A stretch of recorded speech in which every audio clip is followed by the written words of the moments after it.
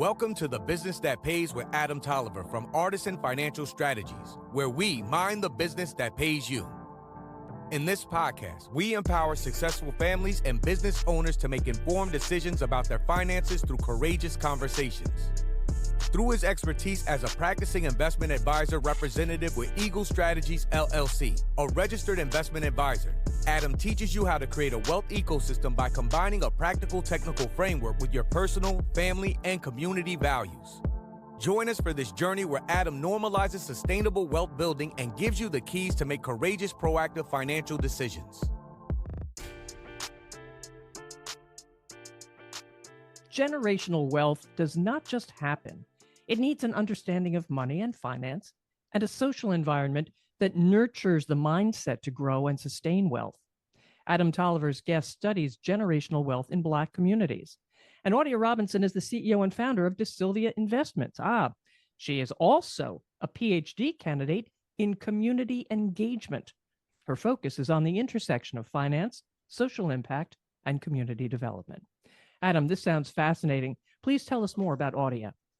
Well, Audia, and thank you, Patrice, for introducing her. Audia is someone who social media worked the way that it's supposed to work in this case. I came across her on LinkedIn through a mutual friend of ours from college for me. And she has over a decade of experience in the banking industry. And she's currently conducting a study associated with her PhD around community wealth, generational wealth in the Black community in her area in Pennsylvania. And I will let Audia talk more about that, but I'm excited to learn more about what she's currently doing, her journey as a professional in financial services, as a woman of color, a Black woman in financial services, myself being a Black man in financial services, immediately drawn to her and wanted to know more about the study. So here we are. Thank you, Adam and Patrice. Thank you for having me here today. It's very appreciative to even be on this platform. And as you mentioned, Adam, yes, social media, social platforms are working as they should. When it comes to generational wealth, it's something that's near and dear to my heart. And regarding my research, it's my way of forming a legacy. And through my research, I wanted to act as a template to building wealth within the Black community. And although my study is focused on the Allegheny County within the state of Pennsylvania, I really want this to be a positive impact for nations, not just here, but across the world. And I really want us to learn from these lived experiences as well as key strategies and best practices. That is awesome. So I, of course, have a lot of questions. I would love to start with background, how you got into banking, and really what were some of the key things that you were identifying in your professional life and your personal life that made you want to take such a deeper dive and do this type of research? Absolutely. So considering my background, how I got into banking, so I graduated from Penn State with a bachelor's in accounting, and I went on to pursue an MBA from Point Park University. So business has always been a part of my background. It's always been something I've been interested in doing. Now, how it led me to my work, growing up, I came from humble beginnings. I grew up in a low-income environment, so there are some struggles that I understood as a Black woman. And growing up in such an environment, in certain ways that we had to adjust to life and almost be in a survival mode.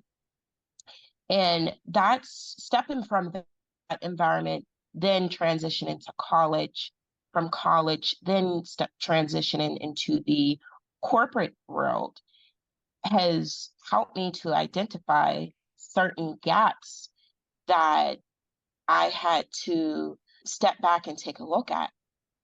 Gaps more so pertaining to finances and just the world of money overall, understanding how I approach money and understanding how not just to work for money, but more so understanding how money can work for me. And in that transition, in that world, also while experiencing these lived experiences of being a Black woman, it inspired me to pursue a PhD that focuses on potentially filling these gaps. And amongst my peers as well, I would see certain areas where we would have, whether it's coffee talk, whatever it may be, and certain shared experiences. I'm like, we need to dig deeper into this. Let me do a study on this. Why is there limited access to capital? Or why is there, we may feel left out from certain financial information or certain opportunities? And I'm like, let me have a deeper conversation around that. And just changing my mindset from, I don't want to say a poverty mindset, because I always kept a rich vision in pocket. Amen. Growing up, my parents always instilled the importance of just believing in yourself. And they instilled the importance of education. Although we maybe didn't have everything financially, they still gave me other riches of life. Even outside of finances, understanding how to love, how to forgive, and how to, like I said, believe in myself, which was a stepping stone to get me to where I am today. And that's what transpired into me working on this full blown out study and really gathering those shared experiences and letting our people know that you're not alone. We're in Mm. this together. It's a community of us.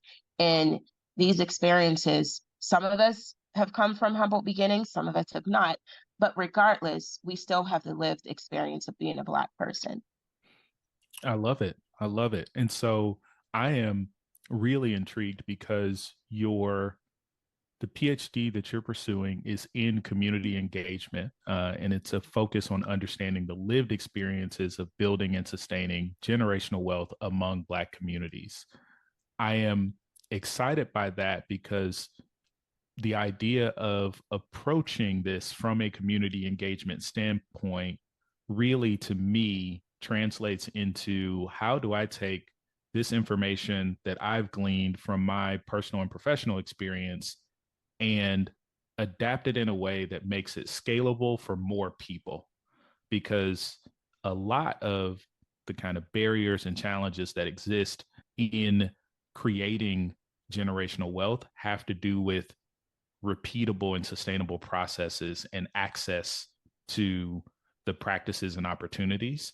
Information kind of exists widely. We can all hop on the internet, we can Google, we can try to self-educate, but creating an engaged cohort of people who can get behind certain pillars and start to practice those in unison at scale is a big deal. And to me, that's what I assumed you were doing when I saw your study. And it sounds like that's what's happening. I would love to know, going into your study, was there anything going into your study that you thought or kind of assumed would be the case and you were surprised by some of the information that you've been getting as a result? Or are there other things that have just affirmed a lot of the things that you already knew while you've been conducting your study? Sure. So going into this study, given my positionality to the study, there are a lot of things that just affirmed what I already knew. I'm a Black woman in corporate America. I'm considered middle class, whatever that means, right? Mm-hmm. Just stepping into that, and also having the lived experiences of coming from humble beginnings. So there are some findings that I already knew that would probably show in this study. Just, like I said, the simple fact of my positionality. I always tell people, yes, I'm the researcher of this study, and almost by default, I'm a participant as well. This study represents me. I am a Black person, and I do share some of these lived experiences. So to answer your question about if anything really surprised me, I won't say anything really surprised me. So just taking a step back to give a little information about how I formed this study. So I gathered information from both a focus group and various one-on-one interviews. And I set a precedent for a certain wealth, people who hold a certain current net worth. And all of these individuals are African American or Black American, and they all have lived in the Allegheny County for at least 5 years. And the experiences, the responses they gave, like I said, was for the most part nothing new to me. I've really appreciated how everyone really honed in on the importance of the mindset and going from, for some of us, like I said, not all of us, but some of us, the importance of unlearning a poverty mindset and transitioning to a wealthy mindset. So that was something that really stood out to me. Not that I didn't know it, but it's significant to our community, how we have to step away from having a poverty mindset, and for many different reasons, just from being oppressed or whatever it may be, but just stepping away from that and moving down a pathway of just being resilient and perseverance. That's something that really honed in for me, and the importance of education.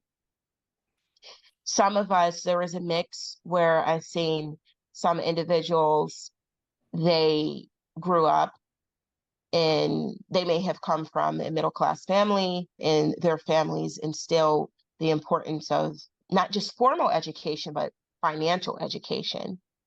Where others, they grew up in dysfunction, where they had to unlearn those challenges or habits that may have prohibited them from building or sustaining generational wealth. So, seeing those pieces, those, I'll say, really stood out to me. Now, Audia, do you mind giving a little more insight on what some of the markers are for like a poverty mindset that you've mentioned, and just sort of the characteristics, the habits that would be associated with that versus what maybe people are moving towards or have moved towards that has helped them gain more financial success and sustainability in building wealth? Absolutely. So a lot of us know the good old Nike example, and which was brought up various times within my study. Some individuals mention growing up, they would get their paycheck and they would spend $200-300 on a pair of nice shoes, but not really understand the importance of saving and investing and using those funds in a more wise ways and making more sound financial decisions. Then it was more so get quick money and spend it as quick as you get it.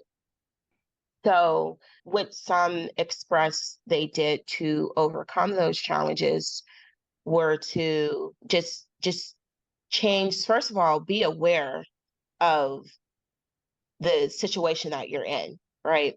Mm-hmm. And one way that could be is, some people mention, in going into their adult life, they realized, I'm not where I want to be financially. Why is that?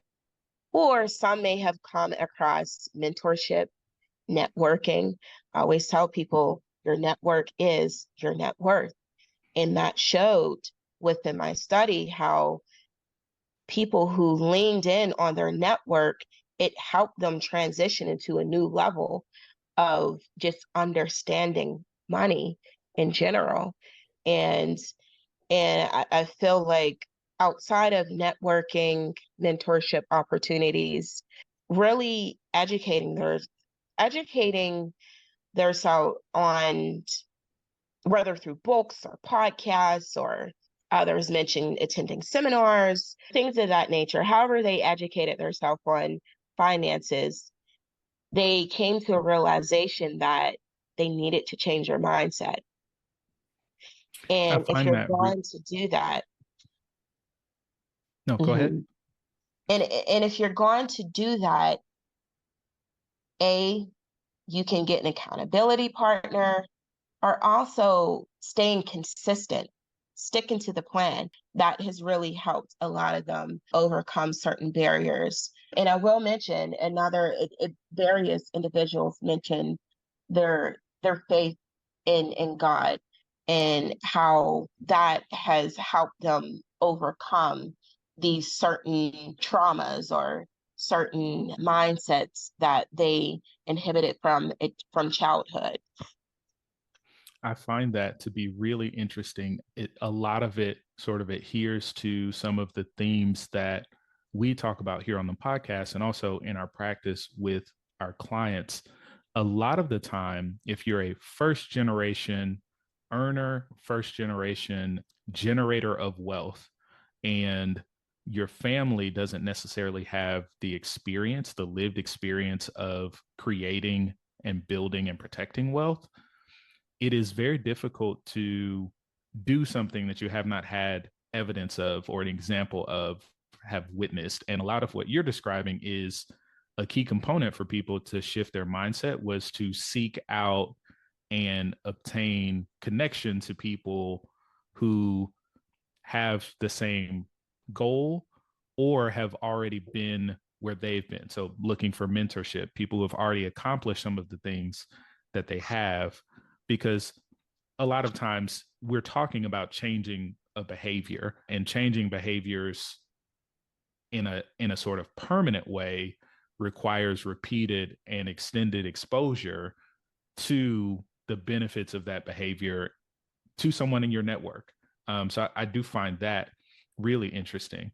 There's this concept called the bandwidth tax, and I'm not sure if you've heard of it before, but it's really interesting because it's defined as the toll taken on the mental capacity of those affected by economic or other types of scarcity. And how, if you are someone who is experiencing or has experienced economic scarcity or any other type of scarcity, it can impact your ability to succeed in other realms of life. So when we talk about generational wealth, a lot of this kind of unlocks the path to a healthier and more productive and effective life for people as well. And that's another thing we talk about here on the podcast also. So, Audia, I would love to hear more about some of sort of the key takeaways that you're getting from your study so far. And my understanding is that it's still active and ongoing. Is that correct? That's correct. Awesome. So yeah, tell us a little bit more about some of the key takeaways that you've gotten so far. Yes, absolutely. So my study is a twofold. The first fold focuses on the lived experiences. The other half focuses on key strategies and best practices. So in looking at the lived experiences, some of the areas people tended to focus on was community support and trust, the the importance of having that support within the Black community, whether that's starting a Black-owned business and supporting that Black-owned business. One thing I noticed in the Black community is we may build something, but what are we doing to sustain it? So understanding not only that build piece, but understanding the sustainability side as well. Another major one I'll say is the importance of financial literacy and education. Now, educating financial literacy piece that can be looked at as best practice to maybe read X amount of wealth books, but it's also the lived experience within that this study unfolds. Like I said, going back to the family dynamics, some people had that opportunity, others did not. Others had to go along the journey of unlearning those property mindsets and adopting a wealthy mindset. My study also, getting at the lived experience side, my study also looks at the systemic oppression. Some people may question, well, are people still going through the predatory lending issues? Are they still having limited access to capital? The answer is yes. They still face these challenges, and it's you'll see in my study once it's final in the findings, people have expressed where they feel like going into a bank or to get a mortgage that their interest rates are high, or they're not serviced in a way where they may see some of their peers are serviced. And now looking at the best practices and key strategies, a lot of individuals focused on the importance of not only saving, but investing. Something that was brought up a lot was the benefits of compound interest. And some of us, due to the lack of trust in banks that a lot of individuals have in the Black community, a lot of individuals have found that it may not be helpful to have, and which I agree with, it's not helpful to have your money stashed away in a mattress at home like grandma did, but or some individuals, but it's better to at least grow your money. And if you're able to afford to do so, then look into those compounding interest strategies where, although your money is sitting there, it's still growing to some capacity. But not only saving, also looking at investing, whether you're investing in the stock market or you're investing in, if you're a W-2 employee, maybe investing in your 401k, whatever that may be, maxing that out, just making sure you invest as well. Others mentioned the importance of real estate investment, community development. When you think of non-Black communities who come into these predominantly Black communities and buy up the property and essentially capitalize off of that, why can't we, as a Black community, buy our own community and invest in that way? So that's another strategy. Another I have listed is start, secure, and support Black-owned businesses. As I mentioned earlier, that community support aspect and trust in one another, and really holding each other accountable. Someone may start a business. It's not just their quote unquote little business. That could be a big idea, something major. Support it. Understand the value we hold. Individually, we may hold value, but together, there's more power in that. Collectively, we can make a positive impact in the lives of many. These are some really, really interesting insights. There's a couple things that you mentioned there I think are so important, especially, when you talk about the reality of the historical and contemporary structural challenges and the scars that has left for many in the Black community to even have the trust to engage with some of the traditional tools that you want to or need to engage in order to begin to build wealth. That has a lasting impact that we still see is very prominent today. And then there are other elements of that. You mentioned supporting Black-owned businesses, and when we talk about structure, you mentioned access to capital earlier in the conversation. Those two things go hand in hand because a lot of the times we see consistently that Black-owned businesses aren't always in industries that allow for scale. They may be sort of one-to-one service businesses or businesses that have low costs, low barriers to entry, because there is a lack of access to investment capital, a lack of access to lending capital, and where there isn't a lack of access, there's a lack of trust. There's a lack of the confidence to be able to go into a bank and put together a binder to get a strong line of credit or get an operating cash loan. There is a lack of confidence to go before investors to pitch. And then beyond the lack of confidence, there are still a lot of evidence that continues to show outright discrimination and discrepancy around where those dollars tend to go.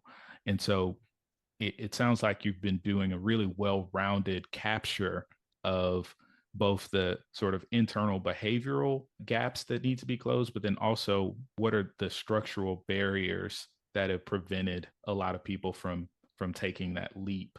So Audia, we're coming up on time here, and I've really enjoyed this conversation. I would love you if you have any key things that you want to share with the audience and how they can get in touch with you.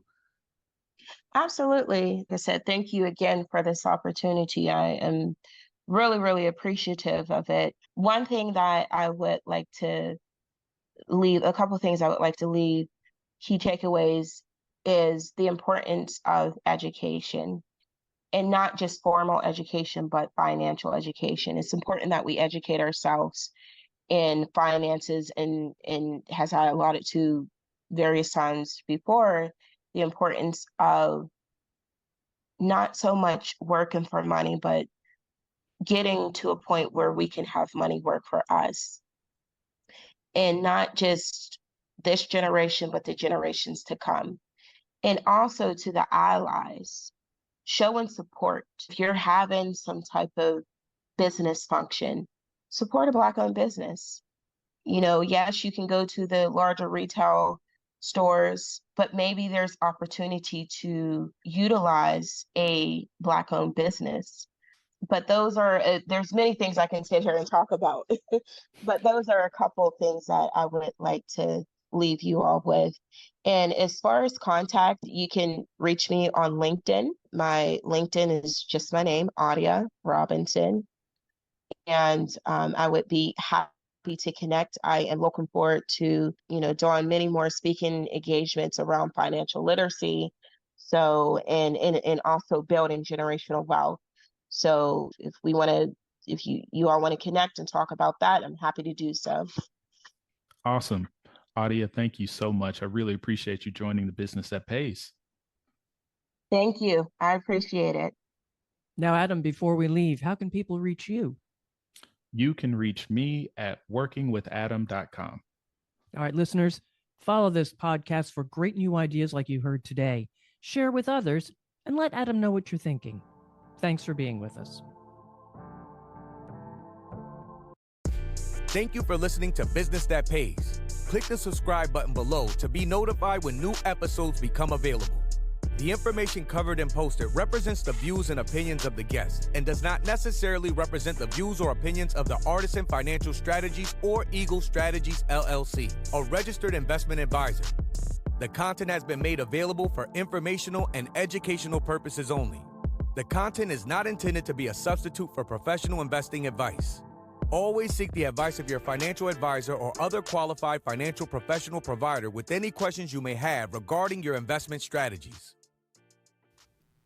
Adam Tolliver, registered representative offering securities through NY Life Securities, LLC, member FINRA SIPC, a licensed insurance agency. 1125 Cambridge Square, Suite C, Alpharetta, Georgia, 30009, 404-210-9311.